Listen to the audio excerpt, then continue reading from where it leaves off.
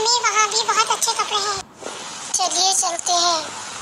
चलिए अब तो सबकी शॉपिंग हो गई, घर चलते हैं। जी ठीक है, चलो बच्चों घर चलते हैं। घर जाके हम दादा जान को अपनी शॉपिंग दिखाएंगे। दादा जान आप कहाँ गए थे? बेटा मैं मस्जिद नमाज पढ़ने गया था। और तुम लोग बताओ, तुम लोगों की शॉपिंग कैसी रही? दादा जान बहुत अच्छी। दादा जान देखिए, ये हमारे ईद के सूट हैं। वाह, ये तो बहुत प्यारे हैं। परवरदिगारे आलम आपको पहनना नसीब फरमाए।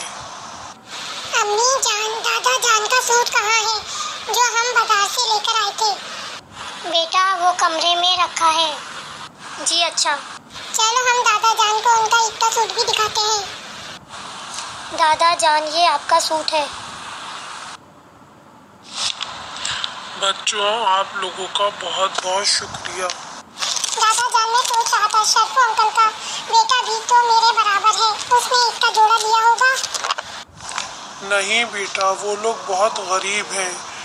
तुम लोगों को चाहिए कि तुम लोग उसके लिए नए कपड़े लेकर आओ। दादा जान हम लोग पैसे कहाँ से लाएंगे? कुछ पैसे मैं आपको देता हूँ, कुछ आप अपनी जमा खर्ची से निकालिए और कुछ अपने बाबा से ले लीजिए। जी ठीक है। क्या बाबा जान आप हमें बाजार ले चलेंगे? क्यों बेटा, अभी तो हम बाजार से आए हैं।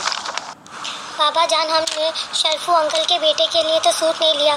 दादा जान कहते हैं कि वो गरीब है, वो अपने लिए कपड़े नहीं ले सकते, तो बाबा जान हमें उनके लिए कपड़े लेने चाहिए ना। कितना बुरा लगेगा कि हम ईद पे नए कपड़े पहने और वो पुराने।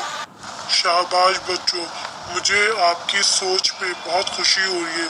चलो हम लोग बाजार चलते हैं। बाबा जान हमने दोनों के लिए कपड़े ले लिए हैं।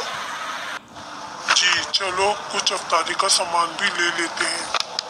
ठीक है। अब हम लोग घर चलते हैं। क्या बात है बच्चों, बहुत खुश लग रहे हो। दादा जान बाबा जान ने शर्फू अंकल और उनके बेटे के लिए कपड़े दिलवाए हैं और अफ्तारी का सामान भी। शाबाश, तुम दोनों जाकर ये सब चीजें उनको दे आओ। शर्फू अंकल आप यहाँ क्या कर रहे हैं? कुछ नहीं बेटा, बस हवा खाने के लिए निकला था। शर्फू अंकल, बाबा जान ने आपके और आपके बेटे के लिए कुछ तोहफे भिजवाए हैं। उनका बहुत बहुत शुक्रिया कहना कि उन्होंने हम गरीबों को भी याद रखा। अरे आप रो क्यों रहे हैं? आप ईद के दिन हमारे घर आइएगा और अपने बेटे को भी अपने साथ लाइएगा। जी बच्चों जरूर। परवरदिगार आलम आपको लंबी उम्र अता करे और आपके बाबा के रिस्क में इजाफा फरमाए। बच्चों मैं तो आपको बस दुआओं के सिवा कुछ नहीं दे सकता। जी हमें दुआओं की ही जरूरत है। दादा जान जब हमने शर्फू अंकल को तोहफे दिए तो वो बहुत खुश हुए और रोने लगे। बेटा वो खुशी के आंसू होंगे। दादा जान वो बहुत दुआएं दे रहे। बच्चों रमजान में हर नेकी का अजर बढ़ जाता है और बेटा किसी का दिल खुश करना सबसे बड़ी नेकी है। शर्फू अंकल खुश हुए और आप दोनों को कितनी दुआएं मिली। जी दादा जान आप बिल्कुल सही कह रहे हैं।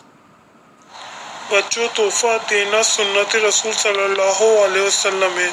अगर कभी कोई दोस्त आपसे नाराज हो जाए तो आप उसको तोहफा दीजिए, इसके सीने का कीना और दूर हो जाएगा।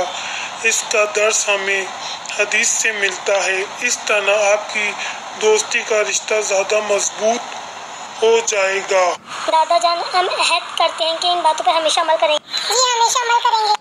दोस्तों हमें यकीन है कि आपको हमारी कहानी पसंद आई होगी।